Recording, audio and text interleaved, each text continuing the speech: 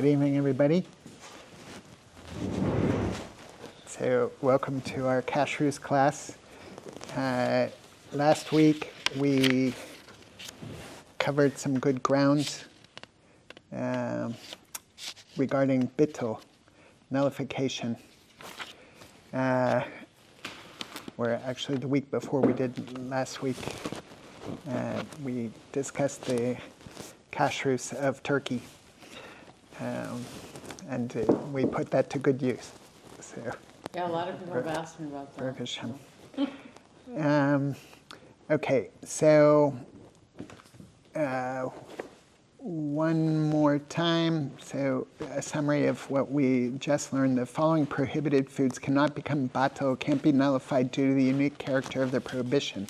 And once again, we're using The Laws of Kashrus by Rabbi Forst. Excellent book. Okay, so the following prohibited foods cannot become batel due to the unique character of their prohibition. A davar sheyesh lo matirin, which is I'm sorry? a davar sheyesh lo matirin. They permit it? Sorry. Right? A davar is a thing. Matirin is permitted. Sheyesh lo matirin, that it will be permitted. Right? So, Like comments. like chametz, very good, awesome. Okay, others are tevel. So it's a friend that was not really taking the truma. Right. So produce from which truma hasn't been taken. Yain nesech. Wine that is used for, what is Right, for libations. Right. libation? Fruits of shavis. 7 years. Right, the 7th year. So where they should be fallow. And chametz during Pesach. So Hadassah rightly said that chametz is a davar sheyesh lo matirim, so a thing that will eventually become permitted, and therefore we don't nullify it. But chametz itself has huge stringencies, and it's not even the tiniest portion of it isn't nullified. So that's the very reason why we become, why the kosher kitchen becomes so stringent. The following prohibited foods cannot become batel because of their prominent nature. Aberia. Except what? Yes. Okay. A whole creature, a whole bug. It's literally a creature. We said that legs will be batel. Pieces are fine, just the whole is no good. Right. Okay. And we said chatika haruya liskabed. So a piece that is fit for a guest. That's on a higher level. That can't be nullified because of their prominent nature. Because we want the best for our guests, so we're not going to cut any corners or allow any corners to be cut. A davar sheyesh b'minyan, so a thing In quantity. that is counted in units. Like eggs. Like eggs, very good. So, yeah, and we said that the whole count would become messed up if we allowed something to become nullified there. And davar hashuv, so just a significant thing, whatever it is. So T-bone steak.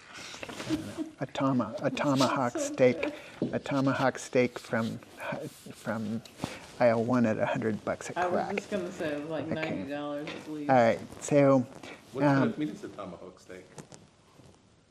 I never heard that word. yeah, I don't know what it is. It You're has like a asking the bigger wrong end person and there. then like a bone that comes down. That's why they call it tomahawk, because it looks like. Oh, that related to like a T-bone? That's what I what was gonna that's what say. I was saying. Yeah, I think Okay. so. Okay. Certain prohibited foods cannot become batal since they are in some manner noticeable. When the prohibited matter is either A, noticeable although unremovable, or B, removable although it is unnoticeable, or C, added to the mixture to give it color, or D, added to either solidify or gel the mixture, it is not batal. Okay, so it's noticeable although unremovable. That's a no-brainer, right? You're looking at the isser right there in your soup, and and you don't want to eat that. So, and B, removable although it is unnoticeable.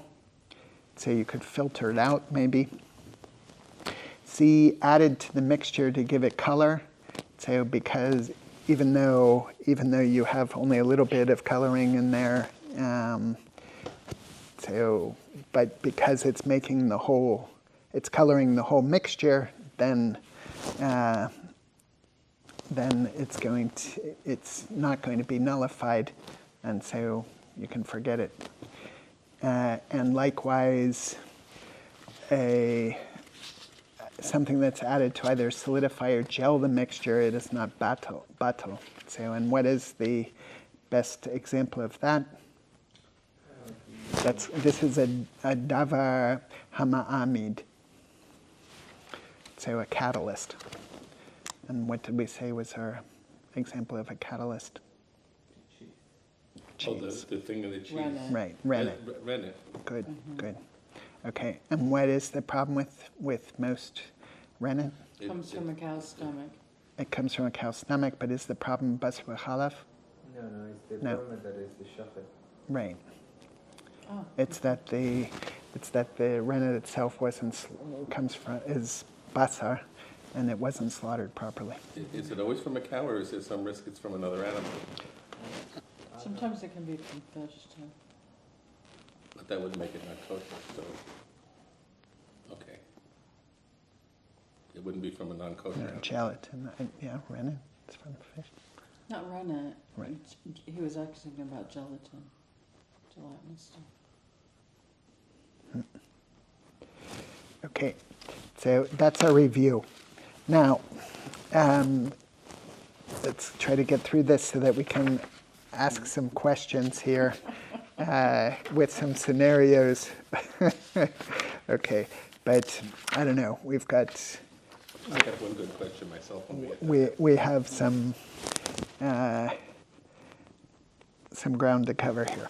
Okay, so now let's talk about subsequent adjustments to the ratio of the kosher and non-kosher foods. So, meaning that something we determined that something non-kosher fell into our food. So now.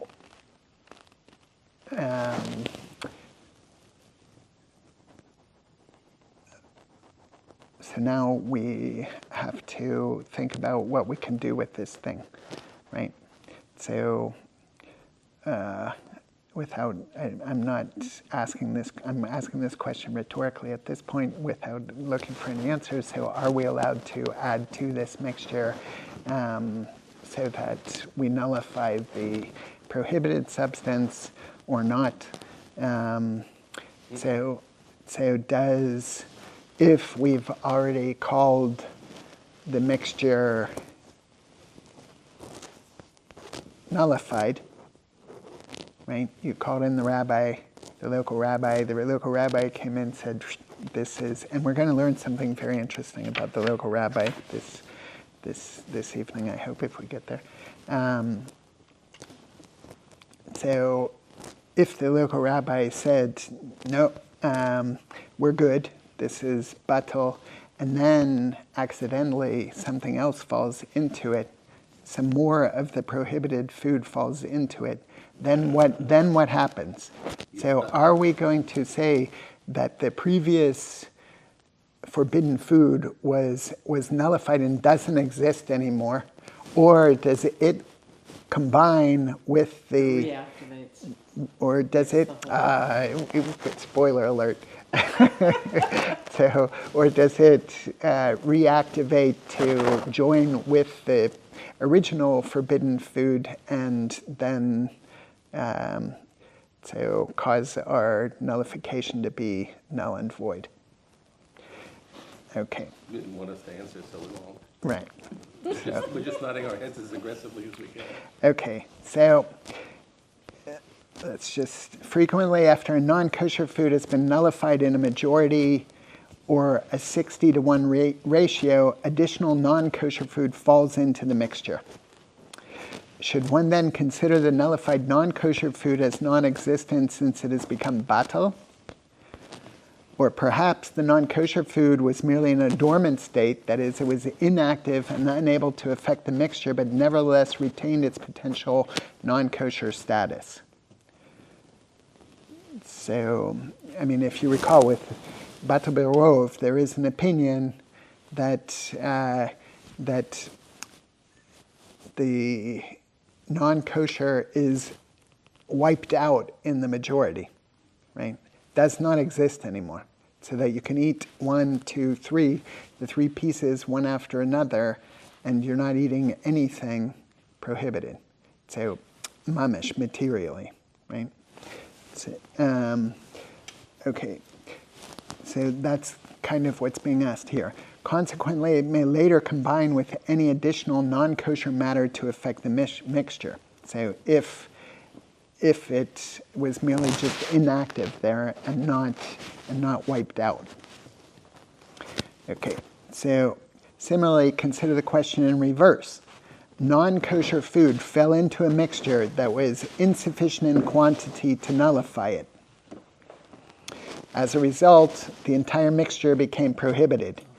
Can additional kosher matter combine with the original kosher food to nullify the non-kosher food?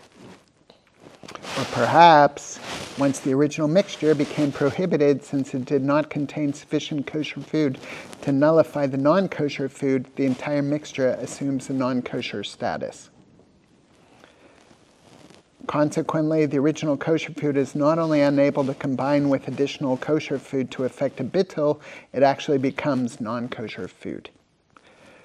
Thus, one requires a majority or a ratio of 60 times the original mixture to effect a bitul. In this section, we are going to discuss these 2 possibilities. Additional non-kosher food added to a mixture containing nullified non-kosher food, and kosher food added to a mixture containing non-kosher food that initially lacked the required amount for bitul. Okay. And so those are the scenarios that we're going to learn about this evening. And the different halachic concepts that we use to deal with this. Okay, additional prohibited matter after bitul has taken effect. Choser v'nior. So it returns and becomes animated. If additional non-kosher food is added to a mixture after bitul has taken effect, the bitul must be reevaluated. If the kosher food no longer contains enough to nullify the amount of non-kosher food, the original bitul is no longer effective. She was right with the spoiler. Chazal named this phenomenon choser v'nior, a reawakening of the original non-kosher food. Although the non-kosher food has already become batal, the mixture must now be judged in accordance with the new circumstances, which is what we've said is always our principle in kashrus and our principle generally in halacha, right? That we're always looking at the state of things as they are. It doesn't matter what the future is going to hold or what the past was, right? Now. For example, a piece of non-kosher meat became batal in 2 pieces of kosher meat. If subsequently another piece of non-kosher meat fell into the mixture may not be eaten since a rov, a majority, no longer exists. Similarly, if non-kosher fat became batul in a 60 ratio of kosher food, the bitul is revoked if more non-kosher fat is subsequently added to the mixture. Choser v'niur, it returns and awakens. Okay, kosher food. Now, kosher food added to a mixture that lacked the proper amount for bitul.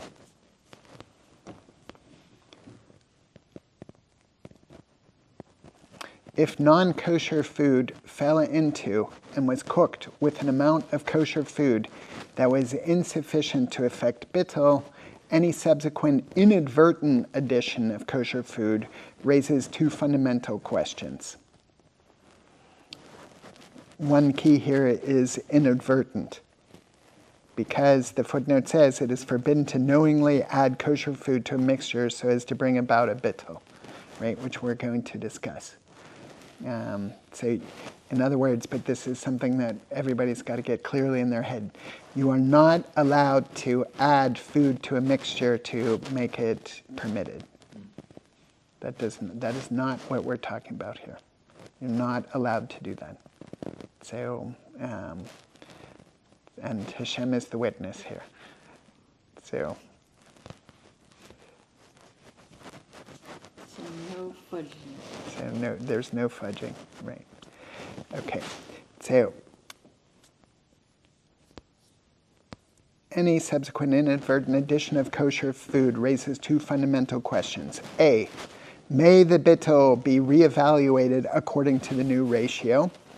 Thus, although the original mixture lacked the required ratio for bitul, the additional kosher food perhaps further dilutes the non-kosher taste and affects the bitul.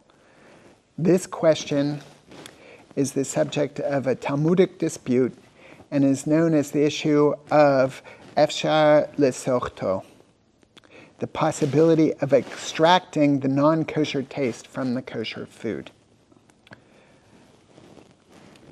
So that is one of the two fundamental questions. And B, assuming that the non-kosher taste cannot be extracted and the original mixture retains its non-kosher status, what effect does it have on the additional kosher food? Is the original mixture viewed as a non-kosher entity of its own, or is it merely viewed as kosher food with an infusion of non-kosher taste? This is the Talmudic question of chaticha nazis nevela. The original piece becomes a non-kosher entity. So, literally, that the chaticha nazis nevela, that the piece becomes a nevela, it becomes carrion. Okay. Now, Rabbi Force says, it should be noted that both of these questions pertain only to cooked mixtures or mixtures of liquids and solids. Dry, uncooked mixtures are subject to neither the question of efshar lesochto nor chaticha nazis nevela. The reason for this is quite simple. A dry, non-kosher food that falls into an equal amount of kosher dry food does not impart taste to the kosher food. So there's no transfer of taste. So because it's dry. In other words, we need lach, we need liquid to affect the transfer. The mixture may not be eaten because we do not know which piece is kosher and which is not. The kosher food, however, is essentially unaffected. Thus, if more kosher food falls into the mixture and increases its ratio to a majority, the non-kosher matter is batul, is nullified. Okay, so that was an important note so the distinction between dry and moist foods.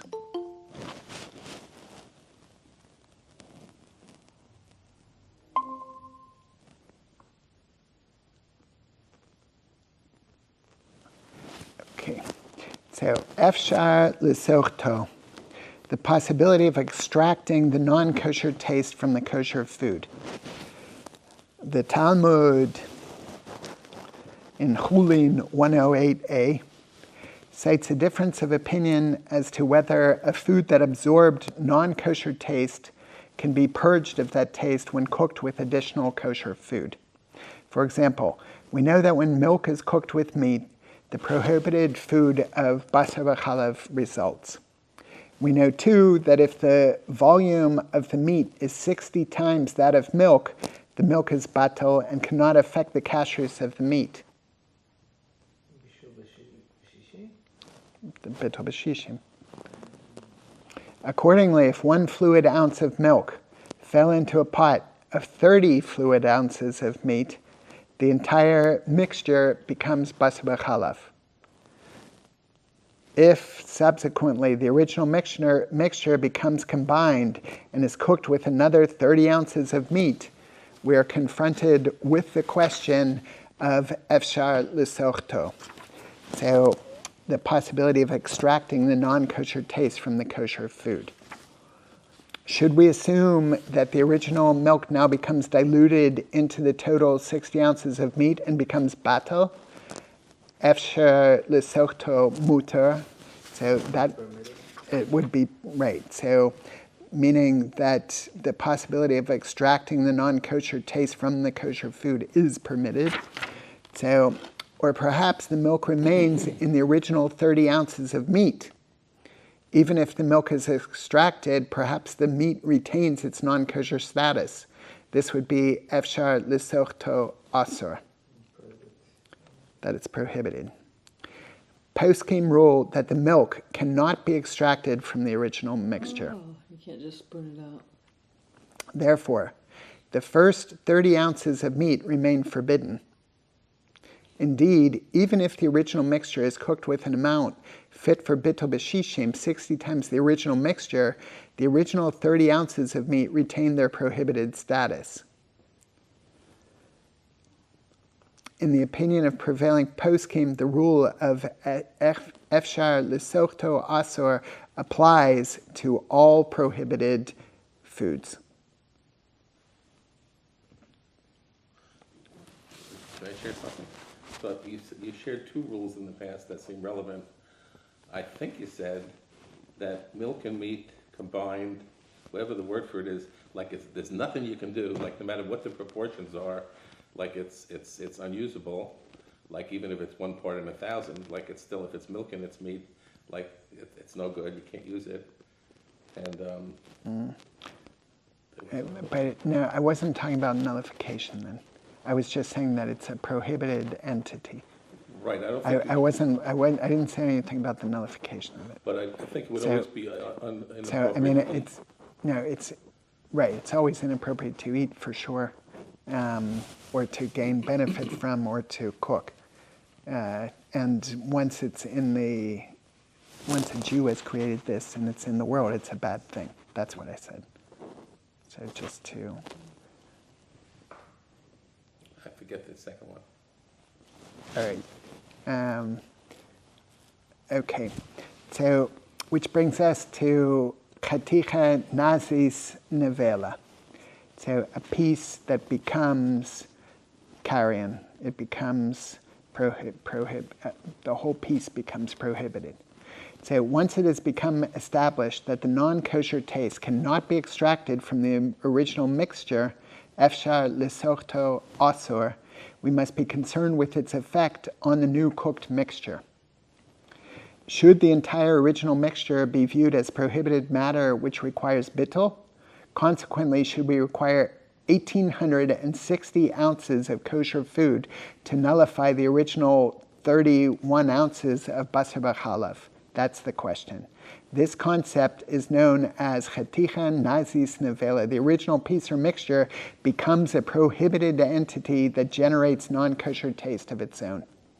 I remember you saying that, like, whatever other considerations you take into account, if the person who's eating the food can taste the non-kosher food, then just like by a taste test, it fails.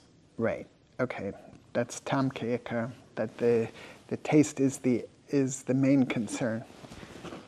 So even if we have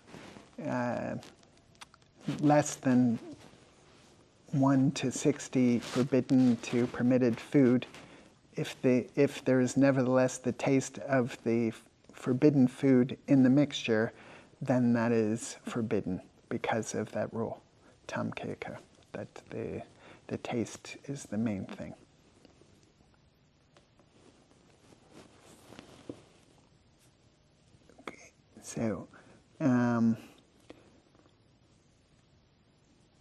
Okay, so but now we're saying that we had 1 ounce of milk that fell into 30 ounces of meat.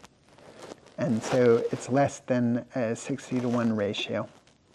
So are we going to call all 31 ounces here forbidden as one entity? And then are we going to require 1,860 ounces of kosher food to nullify the original 31 ounces of basar b'chalav? Yeah, do we understand the situation? Okay, so, or perhaps the original 30 ounces of meat are prohibited merely because of the absorbed milk. The meat, however, is essentially not prohibited matter and does not transmit prohibited taste of its own. Indeed, it combines with any additional kosher food to nullify the prohibited taste. That's the other possibility. Therefore, 31 ounces of additional food are adequate to nullify the effect of the milk. So which are we going to say? Are we going to say chaticha naze nevela? Or are we going to say, no, so it's just that this milk is there absorbed in the meat, but if we have more meat, that would bring the ratio to 60-to-1 meat to milk, then we're going to nullify the milk. Therefore, 30 ounces of additional food are adequate to nullify the effect of the milk. Consequently, although the original 30 ounces retain their non-kosher status, efshar l'sochto asur, the second 30 ounces are permitted if they can be clearly separated. Halachic consensus rules that in meat and milk mixtures, basar b'chalav, we assume the mixture to be a prohibited entity of its own. In other words, we do say chaticha nazis nevela, that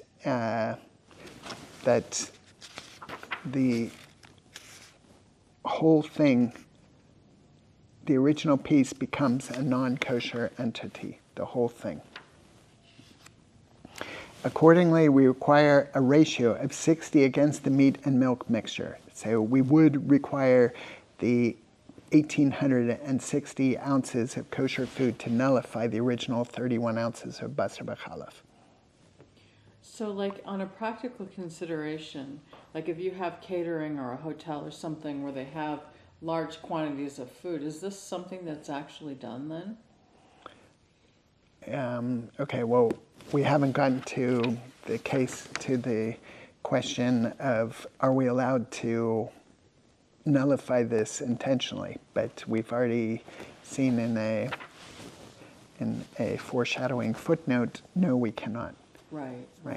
So if things accidentally fell in at a later stage in the game, then if there were 1,860 parts to the original 30 forbidden, then yeah, it would be nullified.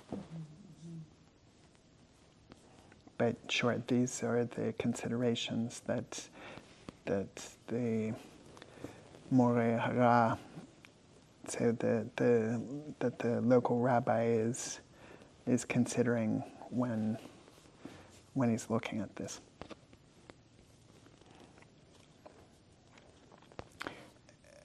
Okay, accordingly, we require a ratio of 60 against the meat and milk mixture. In mixtures of other non-kosher foods, there is no clear consensus among Rishonim, among the first generation of great commentators, whether the mixture requires bittul in 60 times the entire mixture or merely 60 times the volume of the original non-kosher food. Okay, so in other words, we've got, when it comes to basar b'chalav, there's no dispute. Everyone says, halachic consensus. So the opinion of almost all Rishonim, excluding Ravav and apparently Rif, cited in the Beis Yosef. Almost all commentators rule that in meat and milk mixtures, we assume the mixture to be a prohibited entity of its own. In other words, we do hold by the concept of chaticha nazis nevela. However, in mixtures of other non-kosher foods, then there's more of a discussion. There's no clear consensus among Rishonim whether the mixture requires bittul in 60 times the entire mixture or merely 60 times the volume of the original non-kosher food. Okay, the Shulchan Aruch follows the lenient opinion. So Rabbi Yosef Karo, in the Shulchan Aruch, right here, we have our new Friedman edition, Machon Yerushalayim, that I was looking through before. Beautiful. Maybe we're going to quote some of this later. And so Rabbi Karo follows the lenient opinion and rules that chaticha nazis nevela applies to basar b'chalav only. So therefore, in mixtures of other non-kosher foods, while the original mixture retains its prohibition, it combines with any additional kosher food to dilute the original non-kosher taste. Sephardic Jews follow this opinion. The Ramah, however, follows the opinion of those Rishonim who contend that chaticha nazis nevela applies to all non-kosher mixtures. He concedes that this extension is rabbinic in nature. Ashkenazic custom follows this ruling. So, yeah.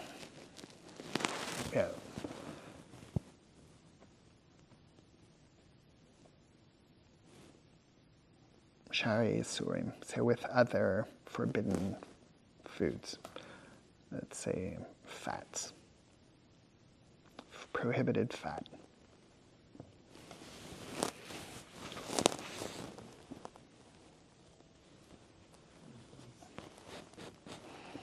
Okay.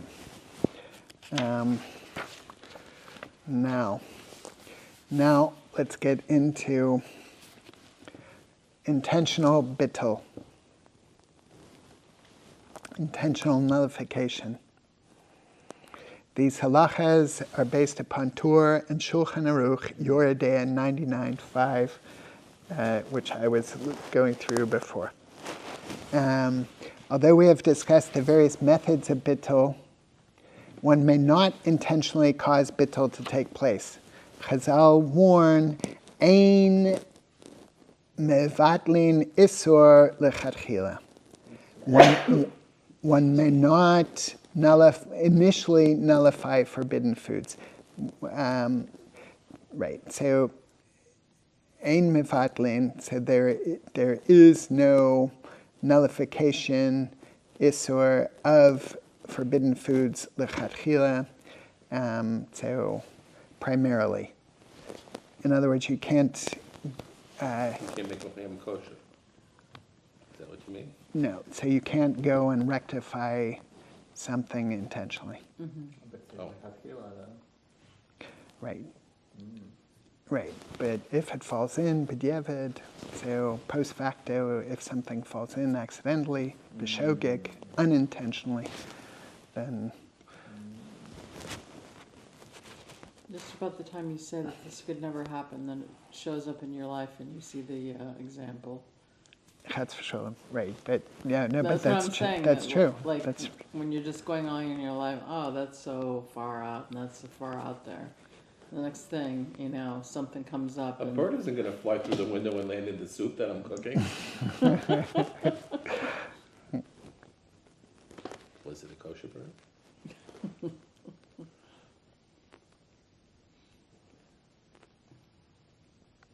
I forget what it was. Well, what happened if a bird flew in through the window? Like, if you're not, like it's not like you're not cooking it, maybe the bird flutters and it gets into the water and it doesn't stay there and cook, but it did touch it, and let's say for argument's sake, say it's not a kosher bird. Like, so does that destroy its being kosher food? Is it leaving anything behind? I have to look more closely. I'm just startled from the whole thing. I haven't looked closely yet. I mean, There's no contact with the skin or something like that. it's a creature, and it would only be a leg, so no, it's okay. As long as it's just a little piece, they did I that mean, with the insect. Like maybe a feather got in if it. it's secreting things, then you've got Yeah. Or How about a feather? feather would be a problem. Yeah. But if a feather is bane, it's apparent. You can go reach in and take it out. So if it's just a second or two, that's not going to do it. I mean, okay, the time that it was in there would play a role. The temperature would play a role. Yeah, are we talking dry in wet or dry with dry or It was soup and it was boiling. soup and boiling? So yeah, I mean it would be a consideration, but you're taking it out. What's really being excreted or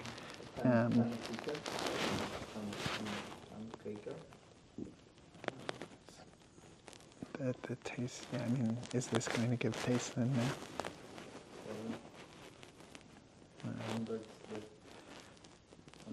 He's talking about just a feather, But we could say anything for this example. right? It's actually an interesting one. The That bird happens flies with the through. feather, Just when you you know. said this could never happen, it spurred on my imagination. That's the hard one to get. That's the most, I think that is going to be the hardest one to happen, to be honest. No, no, our pots have lids. And the kitchens are closed. Right.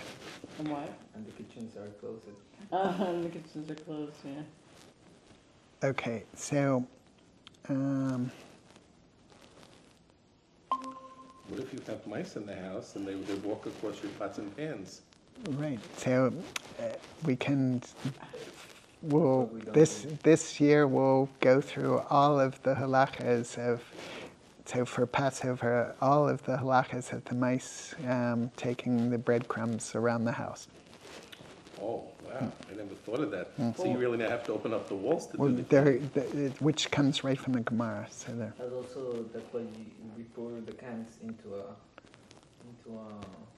cups, because mice can be on cups or something, or on the cans or something like that. That's why we don't use the cans straight to the cans. Right. I mean, I don't know about the mice. Right. But yeah, those types of considerations. Right. All right. So one may not intentionally mix a non-kosher piece of meat into two pieces of kosher meat. Similarly, one may not blend a non-kosher ingredient into kosher food 60 times its volume. Even in the event that non-kosher food falls into an amount of kosher food that is insufficient to affect Bitul, one may not add kosher food to increase the ratio. All of this is your day in 99.5.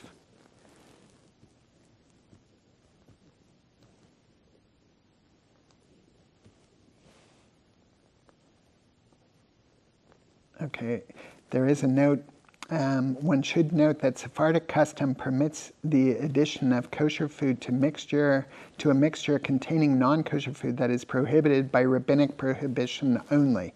Ashkenazic custom, however, does not differentiate between biblical and rabbinical prohibitions. Okay. Would an example of that be the locust thing, where only the Sephardics No, that's the right. No, Oh, that's that's a different one.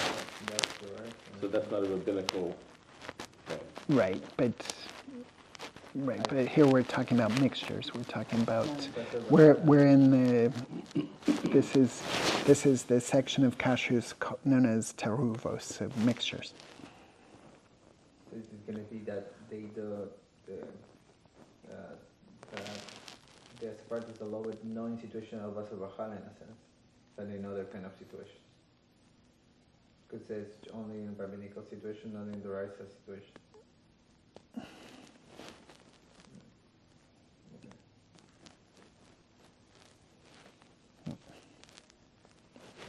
Okay. The penalty for intentional bitul. I hope it's serious, because we gotta teach these people a lesson. One who intentionally causes a bitul of non-kosher food may neither partake of that food nor sell it to another Jew. Can they sell it to a non-Jew? Because they derive benefit if they do. Okay, but if, however, the food was prohibited by rabbinic prohibition, only additional factors may be considered. A local rabbi should be consulted.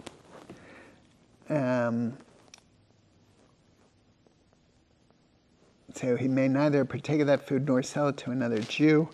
Yoredea 99.5, poskim disagree as to the status of the pot in which it was cooked. Right, so because this is another consideration that we haven't discussed. So when you're cooking away with, like, haticha naze nevel is going to have a big effect on the kashrus of the pot too, right? So if we're calling the food asur, forbidden, then we've got to weigh it against the pot too, because maybe it's going to asur the pot. So haticha nazes nevela, whether it comes to form a whole forbidden entity, is quite crucial, right? Because then you've got to kasher your pot. Otherwise, if we're just saying no, it stays as one forbidden part in 30, then definitely we have enough pot to nullify that 1 ounce, right? But if not, if we're saying that all 31 ounces joined together to become a forbidden entity that itself imparts forbidden taste, then the pot is shot, right? You got to cash in the pot.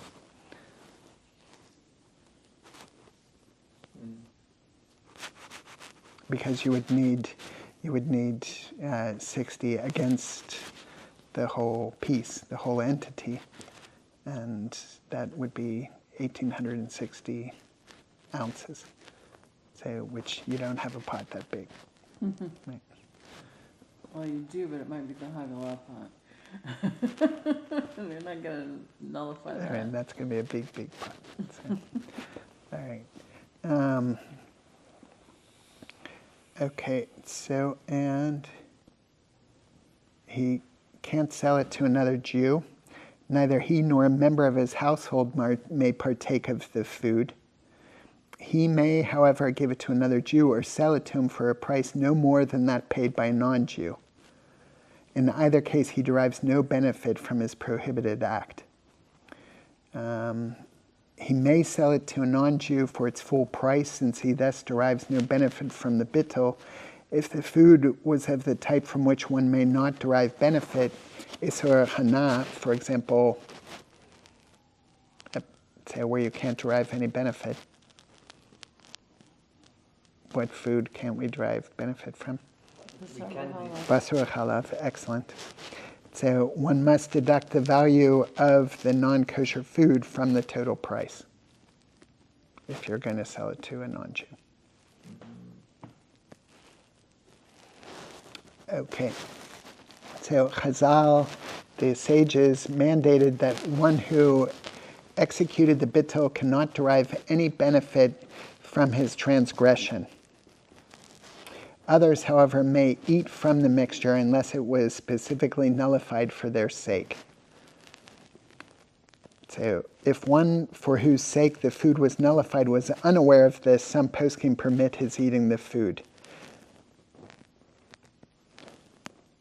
Okay. The following are cases in which this rule does not apply. One who intentionally nullified non-kosher food without realizing it is forbidden to do so may eat the mixture. Could you say that again? One who intentionally nullified non-kosher food without realizing that it is forbidden to do so may eat the mixture. Because there was not bad intent. Right. That's a normal rule in a lot of stuff. I mean, that happens also in Bitul too, right? If you didn't know you were cheating, you can get away with it. Okay, but here, there's here's the footnote about the local rabbi. So, okay, so similarly, one who was told by a moreh hara that he may nullify the non-kosher food may eat the mixture. Why? Because the error of the moreh hara, of the local rabbi, is not the fault of the inquirer. Yeah. If, however, one asked a learned person who is not versed in practical halacha, the food may not be eaten. Halachic questions should be presented to an experienced local rabbi well versed in practical halacha. All right, so here we learned something very important about the whole, not just halachic enterprise, but really what we are supposed to do. So once we ask a shaila of a rabbi, then it is no longer your problem. Then it's no longer your problem. So if the rabbi's made a mistake, it's on him, not on you. And so that is tremendous. Right? So we go and we can unburden ourselves here because we believe in Das Torah. So we believe in Torah authorities. And so we ask our question, we formulate our question as carefully and precisely as possible. And once we have that answer, whether it turns out to be the right answer or the wrong answer, it's not our problem anymore. That leads me to the question I've been asked for a while now. So let's say you need to call your local rabbi and ask a question. We'll make it a kosher question like we're dealing with here. And he stops everything he's doing. It's like 8 o'clock at night. He comes running over and he gives you the verdict of his opinion. Is that just in the normal course of his responsibilities as a rabbi? Or is it appropriate to pay him something for his time and his coming over? Yeah, no, you don't pay. You never remunerate the rabbi for these kinds of things? I mean, not. This is just Part of his job. the operation of the Torah. Right? Okay. So, right. Some people might make a donation to the synagogue if they ask something, but it's not. It's not like quid pro quo. I did this, therefore we're going to pay you that much for doing that. It's not really that way. Unless you're providing kosher supervision for a restaurant or something, that's a different story. That's sort of like an official ongoing job. Right. Or conducting a service aren't you supposed to compensate them for if they do a whole bar mitzvah thing? Or no service thing is where there's a separate fee?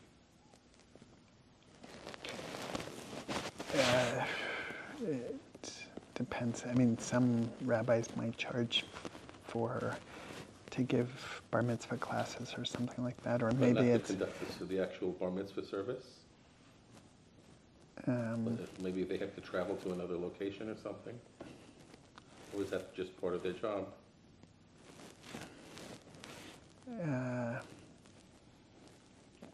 so some people don't want to earn any money from Torah.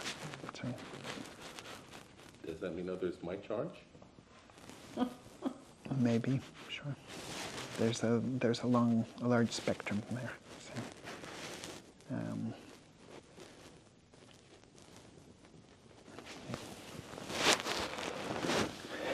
okay.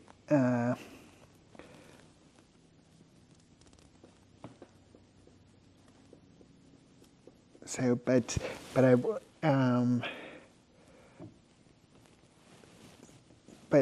as from our perspective as consumers, let's say we are showing our faith in Torah by going to the local rabbi, asking the question, and abiding by the outcome. Right? That is how we express our emunah in Torah. That's it. That's concrete, and that's not easy. So, because if you don't get the answer you were hoping for. right, which is often the case, right? So then you have to really learn that, yeah, I might not like it, but I'm going to accept this and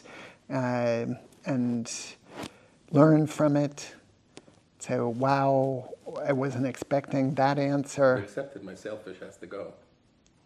I'm sorry? I've accepted my selfish has to go. Right. So there's just not, it shows that, it shows humility to be able to approach another person, to ask them a question of magnitude, and here we're talking about, soup. So it's not, the magnitude isn't so great, but we're asking questions in every facet of our life. So, and so this is a big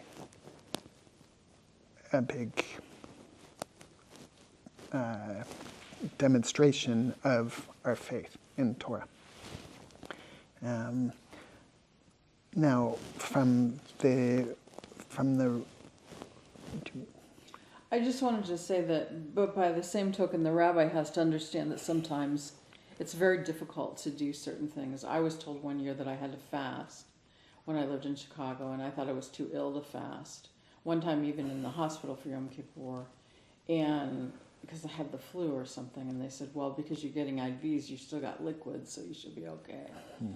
And I didn't want to accept that he said I had to fast. But by the same token, he was sensitive enough.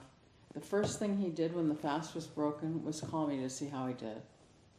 So there's a level of sensitivity on both sides. We accept and we do. And the rabbi also has to know that sometimes things that he tells people may be very difficult for them to hear or accept or Right. do. All right, but turning it around, so from the rabbi's position, Pirkei Avos says that basically we shouldn't be running to paskin halachas, right? So from the rabbi's position, he's going to be very careful, very open to consulting other rabbis to arrive at the right answer, right? So the local rabbi then knows his people better, and but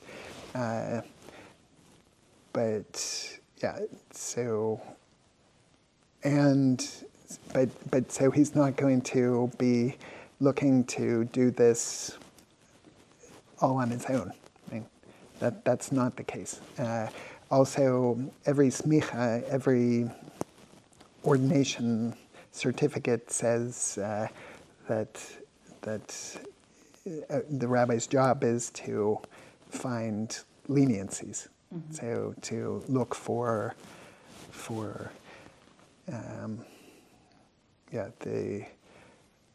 softer way out. So that on halachic process here. Okay, so we noted above that if a piece of non-kosher food becomes mixed into a similar taste in kosher food, it becomes batel berov, becomes nullified in the majority. We also noted that the mixture may not be cooked. One may, however, add more kosher food and affect bitul b'shishim and subsequently cook the entire mixture. So these were two exceptions to the rule about the penalty for intentional bitul. Okay, now Rabbi Forston has in bold here. So one should never attempt to add kosher food to a prohibited mixture without consulting a qualified rabbi. The question of Chatichin Nazis Nevela is very relevant to this question, as are many other factors which are not within the scope of this work. He cites the Ramah in Yoredea. Okay, so then we introduced some very important concepts this evening. Now, we'll take a couple of minutes to ask some questions. Okay. An exhaustive list there. Okay, so once again, some core principles of Bitul. We have min b'mino, so two foods of the same taste, nullified by simple majority through though rabbinically a 60-to-1 ratio is required. Min she'eno mino, different types of tastes, nullified if the forbidden item is less than 1/60th of the total volume, as we assume it no longer imparts taste. And this one I'm not going to say, so let's see. So when does the 60-to-1 ratio Bitul b'shishim apply versus a simple majority, Bitul barov? Liquids, cooking, like with heat, mixing liquids, cooked liquids.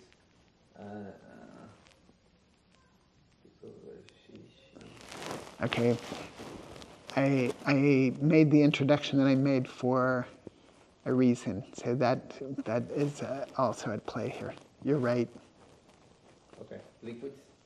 Okay, so one reason would be that you've got a mixture, a liquid mixture involved, right? So meaning that yavish be yavish, so dry with dry. Then what are we going to use? Bitul barov. So nullification by the majority. So with liquids, then we're into... So it's the high transference ones. Right, bitul b'shishim, right. Because they transfer taste, we say. Right. Okay, good. But there's also another way of looking at this. So barov applies, so on a Torah level, to same taste mixtures. So min b'mino.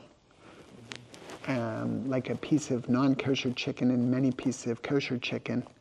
Well, b'shishim, batel b'shishim applies to different taste mixtures, like a drop of milk in a pot of meat soup. Okay, can an individual intentionally create a mixture hoping for nullification? No. All right. No, one cannot purposely nullify an item. Ein mevatlin iser lechatchila. This rule is rabbinic in origin, but strictly followed. Okay, now, here is an interesting one. We've touched upon this already. How is the 1 to 60 ratio measured? Very carefully. Okay, that's good. Very, very carefully. Ounces? Ounces are what type of measurement? That's right. Liquid measurement? No. Can be dry too. But what do we Ounce call weight? this? What, ounces or a weight? No, they're Volume? more than their volume. Their volume. Volume. Right. Good. So if it is measured by the volume of the permitted food relative to the forbidden item's volume. Okay. What happens if the ratio of permitted to forbidden food is in doubt? Ask a local rabbi, That's a good one. That's a good answer. but not the one you were looking for. Say it again. What happens if the ratio permitted to forbidden food is in doubt? Yeah, this isn't a good. This isn't a good question. I would say that you have to like rule that it's not okay unless you're sure you got at least you got the 1 in 60 ratio. So if you're not sure, then you can't say it's okay because you don't know. The answer that they have here is in cases of doubt, leniency may apply depending on whether the prohibition is from the Torah or rabbinical, and the nature of the mixture, whether it's same taste versus different taste. So it's up to local rabbi. in this Yeah, case. right. That's Yeah, we that gotta was get a, that that was a local rabbi bad out of bed. that was a bad. That's actually the ton of That's in that the, one. that's the cause that I Okay. get. But here we If the wife will permit it. Here we have some scenario-based questions. So a drop of non-kosher milk accidentally falls into a large pot of hot chicken soup. Question, is the entire pot of soup non-kosher or can the milk be nullified? I think the milk. We can answer this question based Yeah. on what we learned tonight. Pasta Bahama.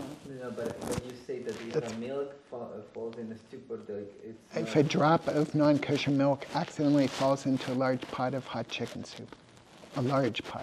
Okay, it's Bitul sushi, Okay, which is a mix. You got milk And and meat. there's no flavor. The flavor doesn't affect a large component. okay, good. So that would be the answer. So the drop, because you have much more than 60 parts of permitted food to the one drop of, to the one drop of milk, you have much more meat than to the one drop, because the interesting thing we've got to worry about with basar v'chalav is that both of them are permitted. Right? These two permitted things are coming to make a forbidden entity. But you mentioned. So, but they're both permitted. So, But didn't you say, maybe I missed it, didn't you say that you can never ever mix milk and meat, and if you put milk and meat together, whatever else you want to say about it, like that's just no good, or can the, am I wrong? Is it the milk really can be used if it's a small enough fraction of the overall? no, Chatz v'Shalom, that No, you're doing not this. intentionally, Right, never it's intentionally. not. Oh, so It's it's an not accident. intentionally. You- Right. You mentioned that milk into a stupor can be visual, but not the other way. If a meat falls into if a meat thing falls into Like a dairy soup. a milk thing, I think that you said that it was not that cannot be visual in any sense. So you can't eat that? It can't be. I don't know. You mentioned that one. So there was a situation that dependent of which one was affecting which. Although of course both affected. But I Wait. think. So you're saying that a chicken wing falls into, Like or it can be a like drumstick falls a into. drop of a meat stew falling in a dairy in a milk pot. Like your macaroni and That cheese. that's the same. Is the same? What do you mean? Bishul means cooking. No, So what do you mean? Bitul? Can it be nullified? Sure, Could be. same thing. I don't know why. I think I heard that it was. I mean, if you're talking about like a piece, then yeah, you're gonna remove the piece. But the flavors are gonna be there. Maybe not. You're gonna remove the piece, Okay. and if there are 60 parts against that, then Okay. We were saying something about something. now about if there's taste, then it's Maker. forbidden. a maker. But I think we were mentioning that one in the not removable things or in the things was up to the, well, I don't know. I heard something about that one. But yeah, it can be both ways. Can be bitul, right? Right. Okay. So Halachic consideration. Since milk and meat are different tastes, if the volume of the soup is 60 times the volume of the milk drop, the milk is nullified batal v'shishim and the soup remains kosher. Right. Okay. So now, next scenario. One piece of non-kosher meat is mixed in with a large batch of kosher meat pieces, all of which look identical. Question, can one simply assume most pieces are kosher and eat one, or is the entire batch forbidden? I think that's the one, that might be the example you gave where, like, you leave one over at the end because you assume maybe that you leave room that was the non-kosher piece. That depends on which opinion are you going through, though. Right. That's the best solution. That covers all opinions when you do that. So, okay. So, but the answer is yes, right? So, I got divine credits for that one. Is it 5. 5. Five divine brownie Still points. deeply in debt. We're going in the right direction. No, but that was good. That was good. What was the answer in this one? So, can one simply assume most pieces are kosher and eat one, or is the entire batch forbidden? Okay. So, yes, you can eat one, right? So, we've got one piece of non-kosher meat mixed in with a large batch of kosher meat pieces, all of which look identical, right? Okay, so the halakhic consideration, this is a yavish b'yavish, dry with dry, mixture of the same type. Everything tastes the same. The non-kosher piece remains distinct and recognizable in a general sense, so the entire mixture, the non-kosher piece remains distinct and recognizable in a general sense, so the entire mixture is forbidden unless one can identify and remove the non-kosher piece. This is not true. So, I mean, of course, if the non-kosher piece remains distinct and recognizable in a general sense, then the entire mixture is forbidden. Yeah, but all of our past examples, you couldn't tell if it was. Right, but this is not. So this is why you've got to be very careful with the internet here. So okay, so yeah.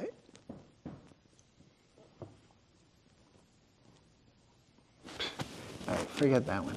So a non-kosher item which acts as a processing agent, for example, rennet in cheese making, is used in an extremely small quantity. Question, is the final product kosher if the ingredient is used in a minute amount that is less than 1/60th? No. Good. So do we want to say why? Because it promotes cooking. No. Or change of the substance. Because the animal has not had proper shechita, and then it's basar b'halav. I think they should eat that. Right, no, it's, I mean, 'Cause right, it's it's- just shechita. Okay, because the cheese and the meat product are being mixed together. That's not basar b'halav? Right, no, Because it's just such a small amount? because we're using an enzyme from this stomach from this piece of the stomach. It's the enzyme, it's not the thing itself. So it's not, the problem isn't really basar b'halav, it's shechita. Okay. It's slaughtering. I was mistaken. I thought it was both. Well, you said both, or you said the one, right. All right, so, So I just made up the thing about the cooking, the enzyme cooks things? no, Or is that with a different I know consideration? what you mean. So, You're talking and about you're, like in the case of like lemon juice or something where it cooks. Right, where they do ceviche, where What- it cooks things.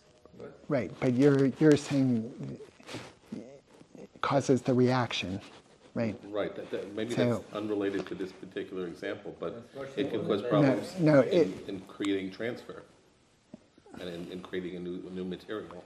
I threw you a lifeline, but